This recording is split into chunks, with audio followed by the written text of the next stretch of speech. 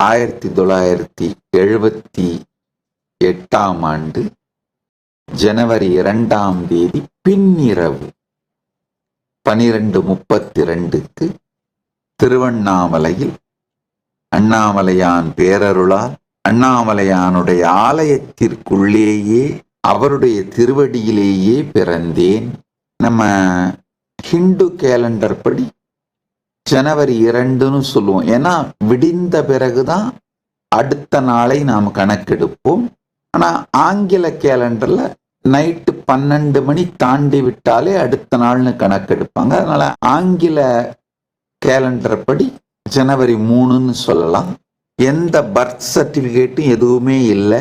என்னுடைய பிறப்பு நேரம் குறித்த எங்களுக்கு கிடைத்திருக்கிற ஒரே ஆதாரம் பரம்பரை குடும்ப ஜோதிடர் வைத்திருந்த ஜோதிட குறிப்பு தான்.